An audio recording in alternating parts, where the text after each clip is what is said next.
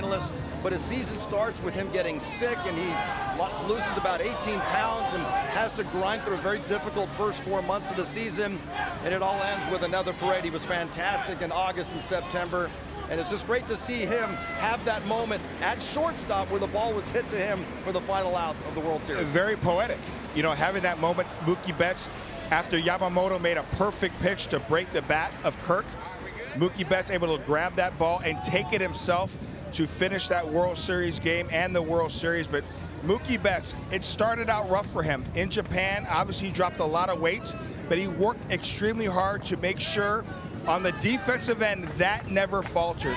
And like you mentioned, John, he got better and better defensively and became elite.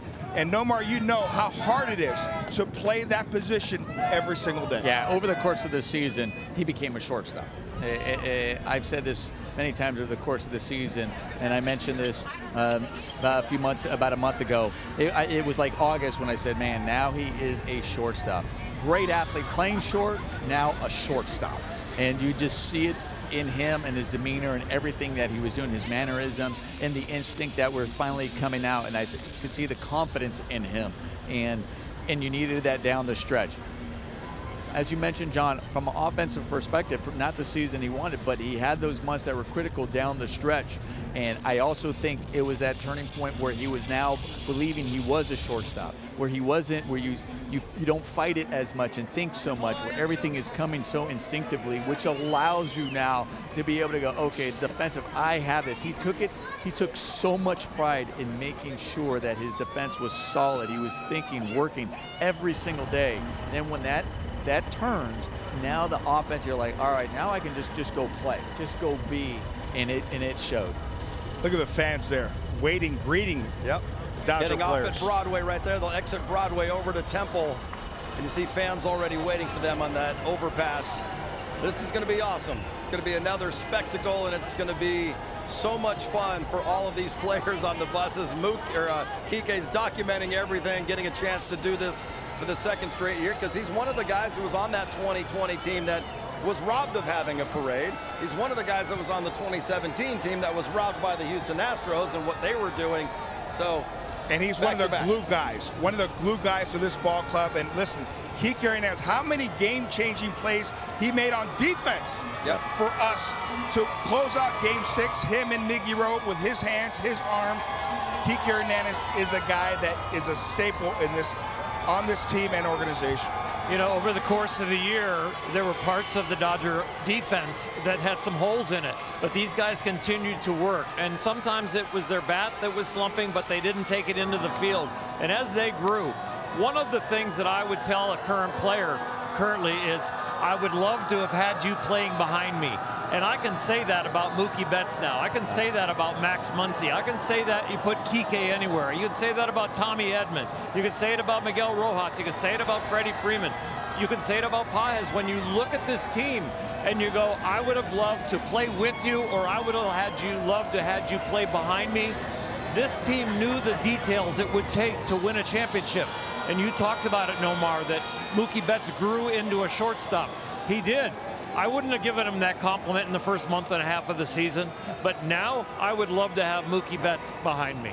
There's no doubt about that, and that's just really is a tribute to him. And man, it really was. And I think all his teammates saw that too and appreciated the hard work, the determination, because they got to see it every day. You know, they got to see him putting in the extra work, getting here to the field early, the routine, what he was working with the coaches. Him in Miguel, how much credit does he give Miguel Rojas for his growth at shortstop and some of the plays even down the stretch? So yeah, it really is. There's a reason why he's once again standing atop a bus and celebrating a parade. By the way, can we talk about that Max Muncy Letterman jacket he's rocking today? Like, that thing is nice. Absolutely nice. It's a little warm for that Letterman's jacket, but if I had that, I'd probably be wearing it too. A very nice Letterman jacket. How about Max Muncy? That home run to draw us closer. He had a huge day with the bat as well in Game 7. Continue having great at-bats in that ball game. And Max Muncy, just like Kike Hernandez, man, they are always there at the right place at the right time to find a way to help us win a World Series. You see them pointing to certain people, because in moments like this, you see people hanging out of windows and they're packed into little nooks and crannies, and I think they're just blown away by how many people love all of them, love this team and everything that they accomplished. And that's what stuck out to me last year, was Tommy Edmonds saying, I didn't realize how much this city loved us and loved this team, because he'd only been here for a few months. Right.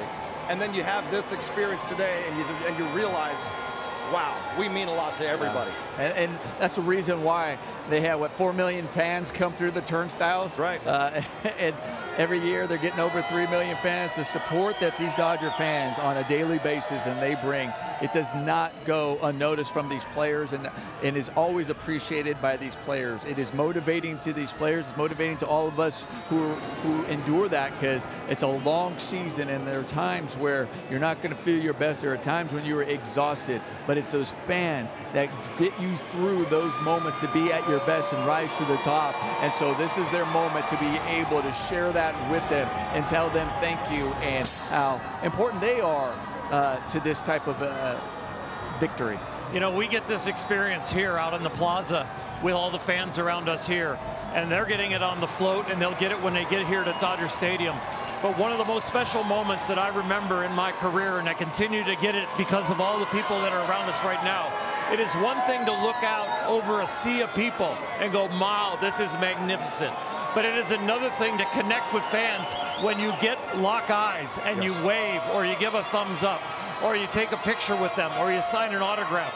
So my advice to these guys as they go out throughout this week and this next month is, yeah, one thing to get waved to people, another thing to touch them and to be with them. You will remember that, and it'll be a deeper and more special feeling. Like here we are now, waving, and you hear the cheers, because that connection is ridiculous when it's with individuals as much as a sea of people. And we see it even today. Oral, you talked about it. Fans still chant your name, because when you took them out, a lot of these fans were kids, teenagers, young adults.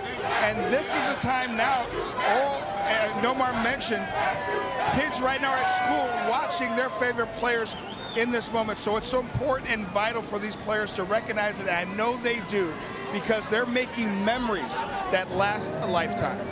Yeah, these guys will never forget this day. All of these players being able to show a different side of themselves, Jerry, because for 8 months, you're so focused on the next game, the task at hand, preparing your minds, preparing your body.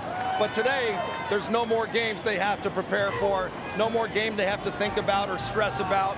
They are the champions, and so they're going to see, the fans are, a different side of all of these players as they get a chance to let loose. They're going to let loose, not just on this parade route with the fans, but when they come back for the rally. We saw it last year. Even manager Dave Roberts was doing his thing, shaking his tail feather. Hopefully we get a repeat of that. But a chance for the fans to really see the Dodgers, and the fans to thank the Dodgers to being back-to-back champs. You see their true personalities almost the whole way in spring training. In spring training, are you guys hearing anything? I can barely hear. I can barely hear you, but go ahead. But when you're in spring training and there's no pressure of win and loss, and you're just getting in shape and you're glad to see your teammates, it is fantastic in spring training. You get to see personalities of guys. This is the next level of their personalities and the release. They are so far away from pressure now. They are so far away from getting somebody out or getting a hit. They are so far away from nursing an injury and seeing if they can play tomorrow. They are so far away from, oh my God, I might get released or get sent down, or where am I going tomorrow after this outing? This is where they just get to go, oh my gosh, I am living a dream. Yeah. And it's a dream-like day for all those people on those buses and the people there lining the streets. Let's hear from Kike Hernandez with Kirsten on one of the buses. What do you